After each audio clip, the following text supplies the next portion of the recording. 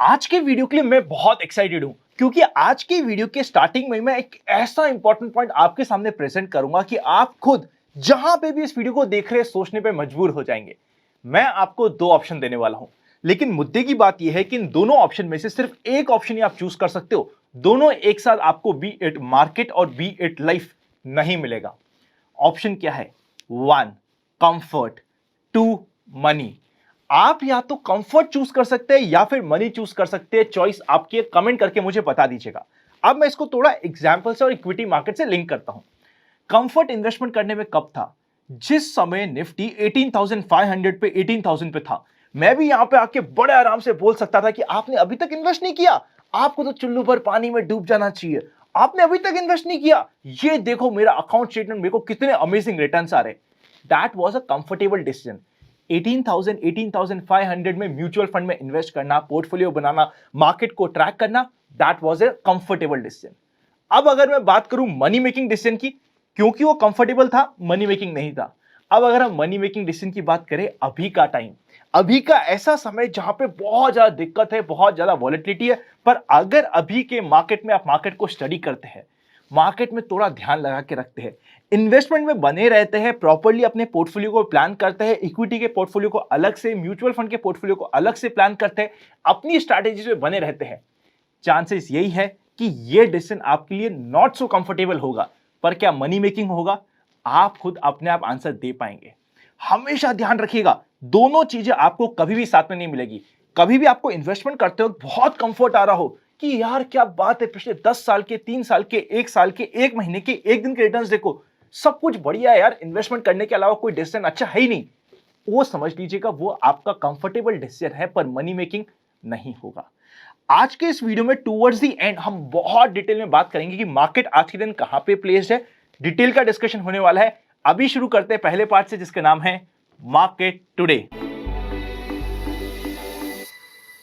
सबसे पहले इंडेक्स में नजर डालते हैं। सेंसेक्स 1.35% नेगेटिव रहा, निफ्टी 1.44% नेगेटिव। बैंक निफ्टी पूरे दिन किसी ना किसी तरीके से होल्ड कर रहा था और बैंक निफ्टी के कारण कहीं ना कहीं निफ्टी भी होल्ड कर रहा था, पर आखिरी समय में बैंक निफ्टी में भी क्रैक पड़ा, 1.04% नेगेटिव, और मिड कैप इंडेक्स 1.63% नेगेटिव रहा। एडवांस रेशियो की बात करें तो 550 के आसपास एडवांस हुए, जिसके अगेंस्ट में 1400 स्टॉक डिक्लाइन हुए, काफी पुअर था। सारे सेक्टर्स नेगेटिव थे। PSU bank, auto, FMCG comparatively strength show कर रहे थे, जिसके अगेंस्ट में मेटल्स, मीडिया, कमोडिटी, एनर्जी काफी पुअर थे। विक्स 21.30 पे है, ज्यादा नहीं बढ़ा। निफ्टी प्रेशर में था पर विक्स ज्यादा नहीं बढ़ा, तो हमारे लिए कंफर्ट है। अब अगर हम निफ्टी की बात करें तो ओपनिंग हुई थी 15,545 पे, गैप डाउन ओपनिंग। लो बनता है 15,400 के पास, हाई बनता है 15,700 के नीचे। दोनों पॉइंट आपके साथ डिस्कस हुए थे। इवन आज के दिन open for all free Telegram पे डिटेल में बार बार मैंने आप सभी के सामने पंच किया था कि 15,400 का मेजर सपोर्ट है। और आज के दिन थ्रू आउट द डे पूरा का पूरा इंट्राडे ऑप्शंस का डेटा नेगेटिव था, जो टाइम एंड अगेन मैंने आपको बताने की कोशिश करी थी। एक बार तो मुझे भी टुवर्ड्स द एंड लगा कि मैंने कुछ ज्यादा ही आपको वार्निंग दे दी और बहुत ज्यादा आपके पास नोटिफिकेशन आए होंगे, पर मुझे लगा कि आपके लिए इंपॉर्टेंट हो सकता है, इसलिए बताने की कोशिश करी थी। ध्यान से समझिएगा, अभी का मार्केट आपके पेशेंस को टेस्ट कर रहा है। जब भी मार्केट का एक पॉइंट ऑफ चेंज का एरिया होने की कोशिश होती है, होगा या नहीं होगा ये पॉइंट ऑफ चेंज, वो तो टाइम हमें बता पाएगा, पर ऐसे समय में टुवर्ड्स द एंड एक बार उल्टे साइड का मेजर मूव, थोड़ा सा नेगेटिविटी एक्स्ट्रा, वॉलेटिलिटी एक्स्ट्रा, ये सब हमें मिलते ही है। ये जो अभी हो रहा है कुछ भी डिफरेंट नहीं है, कुछ भी नया नहीं है। पुराने जितने भी आप पॉइंट ऑफ चेंज को जाके देखेंगे, ऐसा ही कुछ आपको दिखेगा। इसी के साथ चलते हैं नेक्स्ट सेक्शन पे, जिसका नाम है व्यूअर्स क्वेरी। आज के दिन इंटरेस्ट रेट बहुत कम है। अगर हम लिक्विड और डेट फंड की बात करें, because of rising interest rate yield, वहां पे भी नेगेटिव इंपैक्ट आएगा। तो सॉल्यूशन क्या है? सॉल्यूशन है एफडी। जी हां दोस्तों, एट टाइम्स हमें एफडी भी यूज करनी पड़ेगी, और इंडसइंड बैंक की एफडी में हमें अप टू 6.5% का इंटरेस्ट मिलता है, एंड सीनियर सिटीजन को अप टू 7% का इंटरेस्ट मिलता है। आप भी चाहे तो सिंपल 3 स्टेप्स में कर सकते हैं। सिर्फ आधार कार्ड और पैन कार्ड की रिक्वायरमेंट होगी, केवाईसी कंप्लीटली ऑनलाइन होगी, टाइम होराइजन एफडी का 6 महीने से लेके 10 साल के बीच का हो सकता है। इंटरेस्ट पेमेंट के लिए monthly, quarterly, half yearly, yearly सारे ऑप्शंस अवेलेबल है। सेविंग अकाउंट का भी इंटरेस्ट रेट है अप टू 4.5%। इसके अलावा बहुत सारे एडिशनल ऑफर्स, जैसे कि 10% of on big basket, 5% cashback on Amazon, quarterly times prime membership भी आपको सेम अकाउंट के साथ मिल जाएगी। सब कुछ चेकआउट करने के लिए लिंक डिस्क्रिप्शन में है। इसी के साथ चलते हैं हमारी नेक्स्ट क्वेरी के ऊपर। नेक्स्ट क्वेरी आ रही है मेटल्स के रिलेटेड कि मेटल्स इतना प्रेशर में क्यों है। देखिए, मेटल्स ना एक टिपिकल साइक्लिकल सेक्टर है और ऐसे सेक्टर यूजुअली जब अपमूव आता है तब भी अति कर देते हैं। मतलब जितना करना चाहिए उससे ज्यादा ही अपमूव आता है। आपको याद होगा लास्ट ईयर या 2020 में जिस समय मेटल्स में अपमूव आया था, there was no upper barrier. उसी तरीके से जब डाउन मूव आता है थोड़ा सा एक्सट्रीम होता है, इस चीज को ध्यान रखिएगा।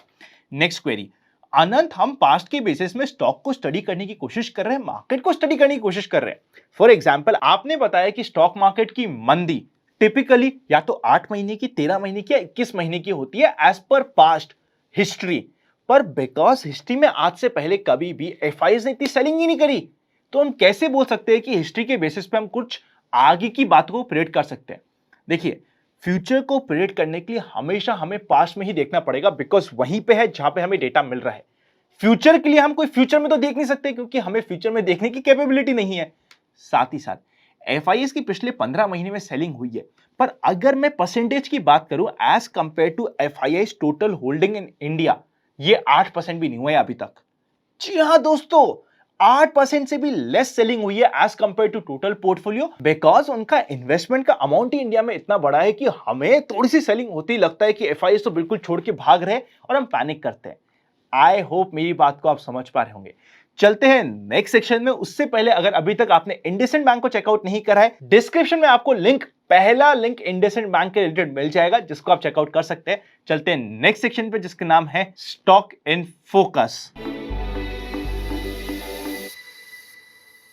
सबसे पहला इंपॉर्टेंट स्टॉक जिसे हम डिस्कस करेंगे, आप सबसे पहले टिकट पे चेकआउट कर सकते हैं, नाम है रिलायंस इंडस्ट्रीज। रिलायंस इंडस्ट्रीज अपने 200 डे मूविंग एवरेज जो रफली 2480 के आसपास आता है, उसके बहुत पास में है। अगर कल के दिन बिकॉज ऑफ एक्सपायरी प्रेशर में भी रहता है और फ्राइडे को बाय चांस मार्केट को रिकवरी देनी और बाउंस बैक देना है, तो रिलायंस लीड कर सकता है। अगर हम टेक्निकल चार्ट की बात करें तो यहां पे आपका प्रेजेंटेड है, लाइन आपके सामने है। एक दिन चाहे तो इस लाइन के नीचे रह सकता है, बट सेकेंड डे अगर रिक्लेम करता है तो मार्केट की स्ट्रेंथ को ये प्रूव करेगा और ये पहला इंपॉर्टेंट स्टॉक होना चाहिए, बिकॉज इसका वेटेज भी बहुत ज्यादा है इंडेक्स में और ये अपने 200 डे मूविंग एवरेज के भी पास में है। सेकेंड स्टॉक की बात करते हैं, एक ऐसा स्टॉक जो मार्केट के करेक्शन में भी सबसे ज्यादा रिलेटिव स्ट्रेंथ शो कर रहा है। मैं ये नहीं कह रहा वो नहीं टूट रहा, मार्केट टूटेगा तो सब कुछ टूटेगा, पर कौन सा स्टॉक रिलेटिव स्ट्रेंथ शो कर रहा है, उसका नाम आ जाता है केआई इंडस्ट्रीज। टेक्निकल चार्ट आपके सामने प्रेजेंटेड है। 50 डे से 100 डे मूविंग एवरेज के बीच में आज के दिन चल रहा है। 50 डे मूविंग एवरेज तोड़ चुका है, पर वॉल्यूम ज्यादा नहीं थे। 100 डे मूविंग एवरेज के पास आज के दिन खड़ा है, पर कभी भी 1100 से लेके 1080 के आसपास मिले तो एक इंपॉर्टेंट एरिया होता है केआई इंडस्ट्रीज के लिए, जहां पे हमारी रडार पे हो सकता है।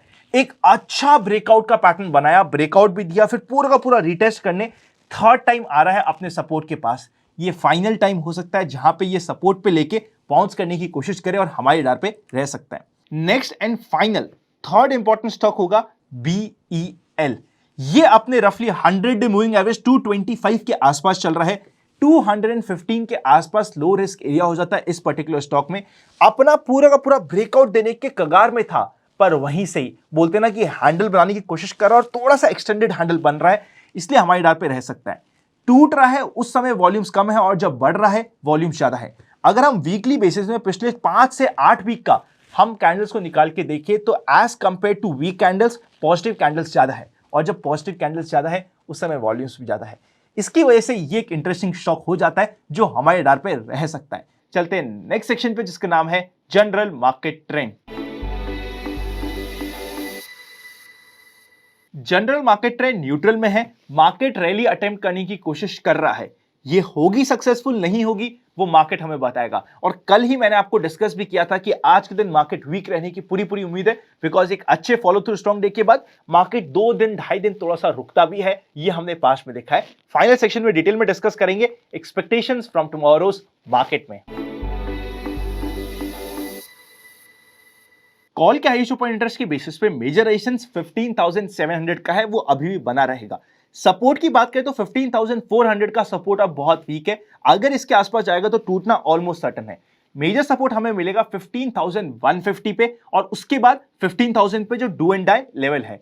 जब तक मार्केट 15,150 से 100 की रेंज के ऊपर है टेंशन की बात नहीं होती, ये बिकॉज ऑफ एक्सपायरी थोड़ा सा रीटेस्ट हो सकता है। अगर हम टेक्निकल चार्ट की बात करें तो आप इधर चेकआउट करिएगा, मार्केट में अगर आप निफ्टी को नजर डालोगे तो उसने गैप छोड़ा था 15,800 से लेके 16,200 के बीच का। ऐसे गैप यूजुअली फिल नहीं होते, और अगर होते हैं तो फोर्स के साथ होते हैं, और फिर मार्केट एक बड़े मोमेंटम के लिए जाता है।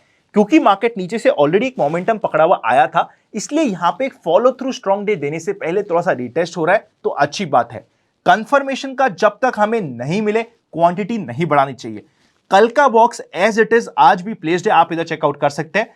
15,150 से 180 की रेंज ये फाइनल लेवल होगा जिसके ऊपर हमारी रेडार रहनी होती है।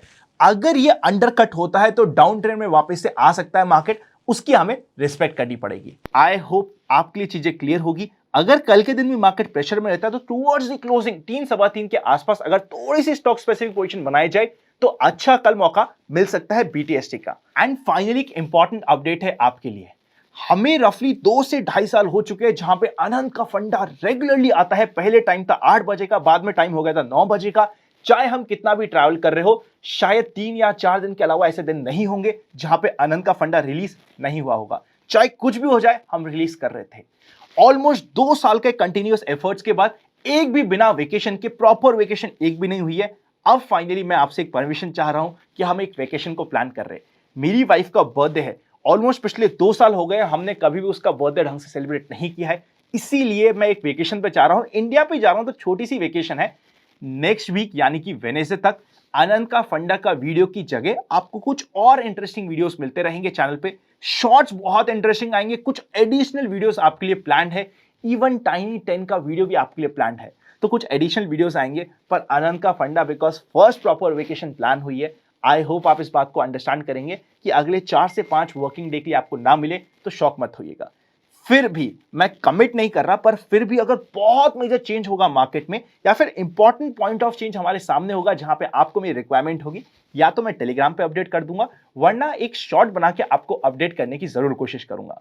पर आई होप आप इसको रिस्पेक्ट करेंगे कि बहुत समय बाद एक छोटी सी वेकेशन प्लान हो रही है। इंडिया में ही प्लान हुई है बिकॉज बेबी अभी छोटा है, उसके साथ हम बाहर प्लान नहीं कर सकते। सिर्फ इंडिया में छोटी सी 5 दिन की वेकेशन है, और कहाँ वेकेशन है क्या है, अगर ये सब में आप इंटरेस्टेड है तो मुझसे इंस्टाग्राम पे मेरी पर्सनल आईडी पे कनेक्ट हो जाइएगा। 1 लाख से ज्यादा लोग ऑलरेडी कनेक्टेड है, वहां पे आपको स्टोरीज पे सब कुछ पता चलता रहेगा। आई होप आप इस डिसीजन की रिस्पेक्ट करेंगे और बुरा नहीं मानेंगे। घर की बात है, प्लीज बुरा मत मानिएगा। Happy learning and I will see you very soon. बहुत जल्दी नेक्स्ट वीक वेडनेसडे से वापस से कट कॉपी पेस्ट चीजें with full energy and full power वापस से स्टार्ट रहेगी। तब तक happy learning, happy investing and I will see you very soon. Channel को मत भूलना क्योंकि बहुत सारे इंटरेस्टिंग शॉर्ट्स और वीडियोस आपके लिए ऑलरेडी प्लान्ड है। सी यू वेरी सून।